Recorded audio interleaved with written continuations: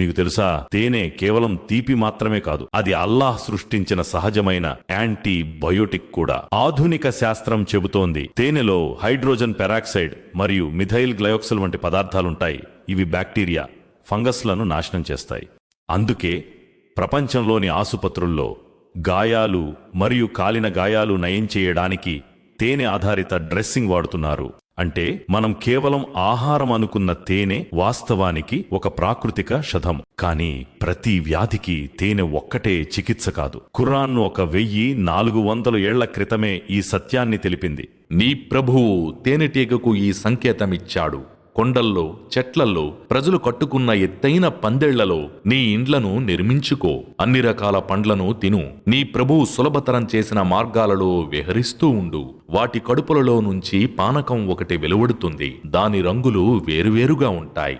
అందులో ప్రజలకు స్వస్థత ఉంది. ఆలోచించే వారి కోసం ఇందులో గొప్ప సూచన ఉంది. సూరా అన్నహల్ 16:69. చూడండి, ఖురాన్ ముందే చెప్పింది, సైన్స్ తరువాత ఒప్పుకుంది. సైన్స్ మారుతూ ఉంటుంది, కానీ ఖురాన్ ఎల్లప్పుడూ సత్యమే. అందువల్ల మనం ఖురాన్ను కేవలం శాస్త్రీయ కోణం నుండి కాకుండా సహీ హదీసులు మరియు సహాబాల ఫహం ప్రకారం అర్థం చేసుకోవాలి. అదే ఖురాన్ను అర్థం చేసుకునే సరైన మార్గం.